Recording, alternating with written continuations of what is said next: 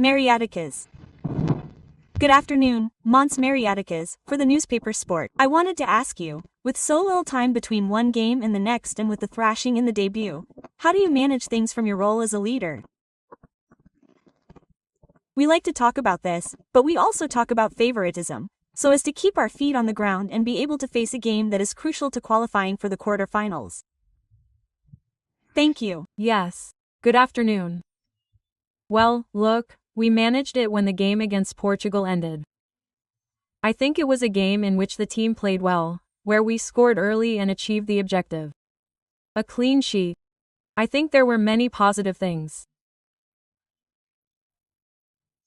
We watched the game, we analyzed it well, and right after that game on the pitch we told the players that now was the time to enjoy it, to be happy, to smile and to appreciate the victory because it was not easy at all. The next day it was time to rest in the morning, which they did, and in the afternoon we started with two groups, with those who had played the least, going to the field, and with those who had already participated, doing some gym work. Then the next day we focused on training to prepare us for the match. We trained very well, the players train very well, they are very motivated. We adapted the training to what the players could do, and we got what we wanted, and then we gave them free time to rest, disconnect, and do what they needed to do. I think that's also the key, right?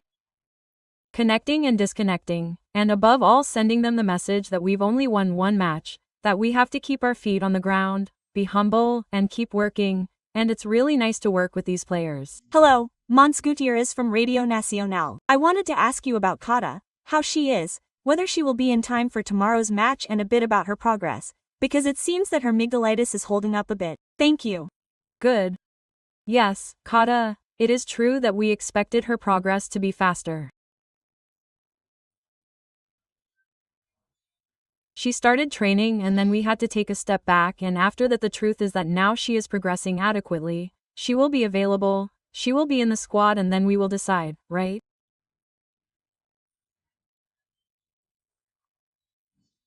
I think that the Belgium coach will be wondering whether or not to play, and we are not going to give her too much of an advantage.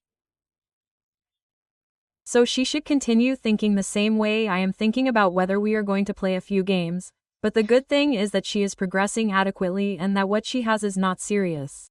How are you, Mons? Here behind Andrea Peláez for the Cope radio station. Hello, you don't want to give any clues, but I have to ask you about the other question. Aitana already played 8 minutes in the first match. She said yesterday in some media outlets, "I'm ready for 90 minutes and more." You said the pre-match press conference needs to be slowed down. I don't know if you're still slowing it down or if, Aitana, tomorrow we'll be able to enjoy more minutes. Thank you.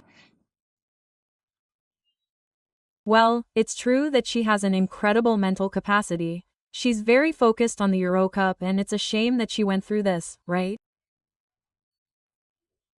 Within the fear, so to speak, that we all experienced when we found out what was happening to her, she recovered very quickly, and the other day, while speaking with medical services, Aitana played the time she could play, prioritizing her health, and I think we have to follow that line. Aitana is available, and then we'll see what the team needs from Aitana, which is always the most appropriate thing to do, right? Considering everything. But the good thing is that she's fine and that she's already recovered.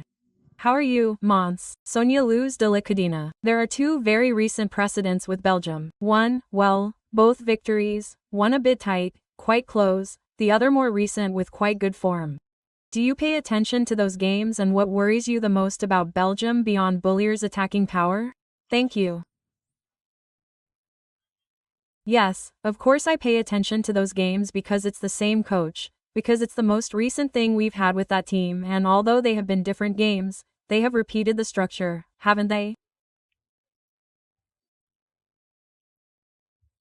It's true that Belgium has changed in recent games. They have gone from a 54 to a 532, and with the intention of pressing or a slightly higher block, which is what they did in the Italy game, which I think they deserved more in that game. Well, we know Belgium very well. If we manage to dominate them, Belgium will be a game where they will defend and come out fast, Not just with Bueller, they have two players on the outside, both Jansen and Linz, who are very fast. I think they are the team that is moving best in the group, without a doubt, because they have worked very hard, because apart from their talent, you can see the work in how they want to occupy the lanes, how they want to get out quickly, how they steal the ball inside to get out. We tell them that their clearances are goal passes, so they are clear about how they play. They believe in that way of playing, and I think they are a team that is good. Hello. Wait first. Hello, Jonet from N Sport in the Netherlands. If Aitana returns to the starting 11, in what position do you see Vicky Lopez so that both of them are on the pitch?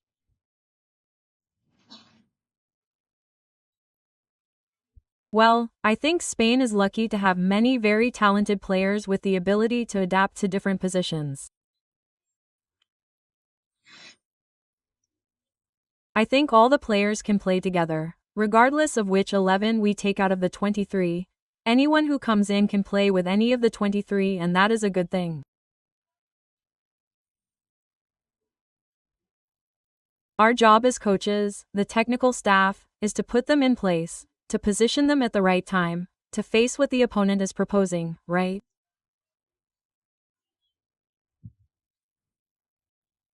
I think what gives us peace of mind is knowing that they are all fine and that they can participate. Hello, Malia Frail Diarias. I wanted to ask you, second match of the group stage, you come into this match with a victory and feel a little more relaxed. Would this be the ideal time to rotate, to try out other players and so on? Because it is a tournament that ultimately goes very quickly, but it is very short. Thank you. Yes. Well, I don't really like talking about rotations because I feel that all the players we have could play any match and that they would have a specific role to overcome any structure. And that is what makes the team great. We don't talk to them about starters or substitutes. We talk about their abilities to be strong against the opponent at hand, and then we look for the best we can put in to start, right?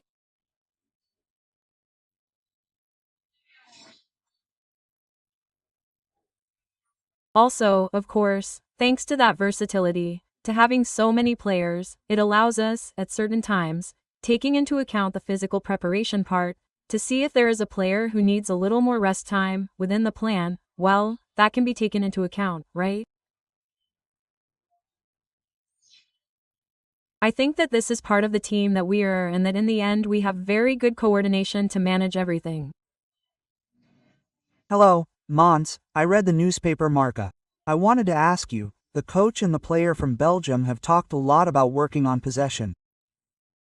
Do you think they are going to play on the run and play on the counterattack, or can they really stop Spain from stealing the ball?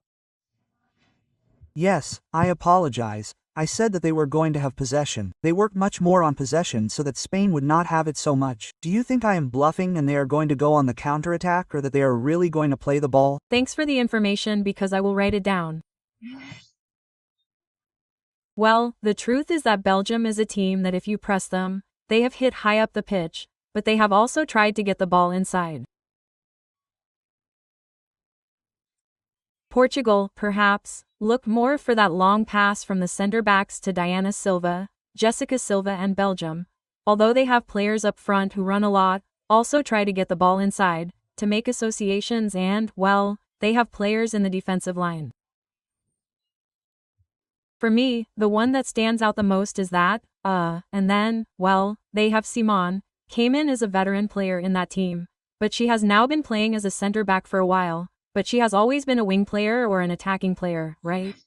It's a team that likes a bit of everything. So, well, it wouldn't surprise me if they wanted to, right? Sometimes when you think about how I defend against Spain, I take the ball away from them, right? Let's see if they can. Let's see. We're going to work on everything. Take everything into account and, well, The truth is that we're looking forward to playing tomorrow. Let's Go with the last three with Paula, Pablo and Rut, okay? And we'll finish. How are you, Mons Paula Alarin from Agencia F? Also talking a little bit about what you said earlier in the press conference, you were talking about Spain's clear favoritism, right? Olga has already said it now, that they don't want to talk about favorites, that they label themselves in the group, they don't talk about it, but the reality is that if you watch the matches from the first match day, Spain's biggest victory was the one they achieved. So, how do you convey it and how do you convey to the rest that you don't want to talk about favorites when yours was the biggest and clearest victory?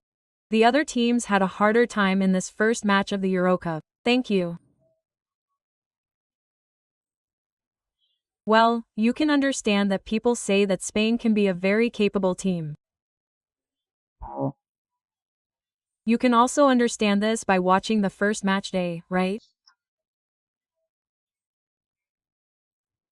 But within that normality that we hear, obviously we hear, but inside we have a message of great tranquility, above all of hard work, of great concentration on the plan, on the work, because I think that is what helps us enjoy day to day.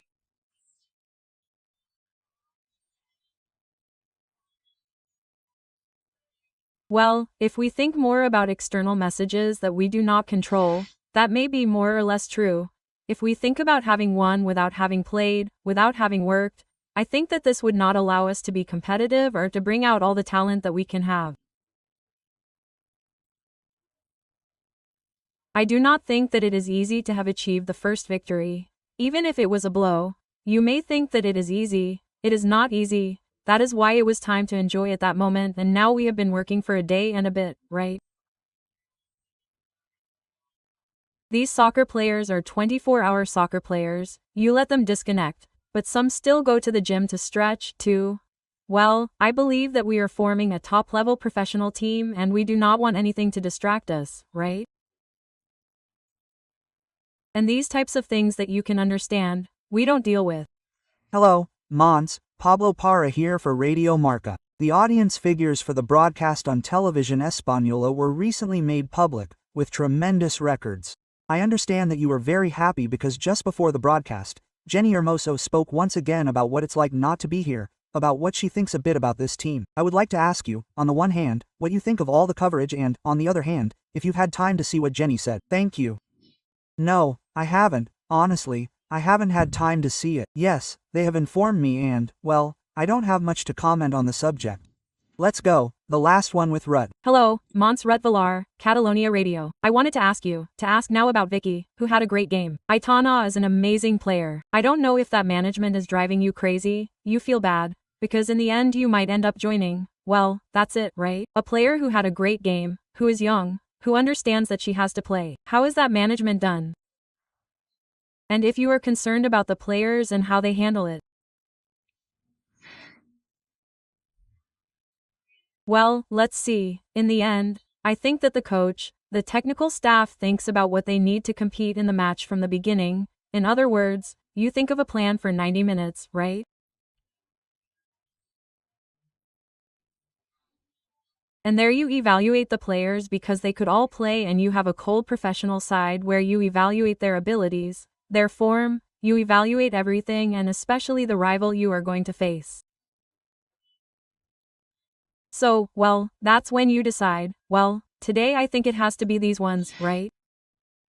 But that doesn't mean that those who don't play don't have the ability, they don't have their moment. And then if you think about the more personal side, you feel bad that they all don't play, right? That Layla can't play, that Yana can't play, or that they didn't come in, right? Because it's the same thing. All these players who don't start, who then do compensatory training, their strengths, well, I think they also deserve to play. So, looking at that more personal side, well, obviously you think about all of them, right? I think they're all prepared. The good thing is that they're increasingly mature enough to accept everything and that they accept the role that falls to them at any given time. So this makes management easier and we're at that point. With that, we're done. Thank you.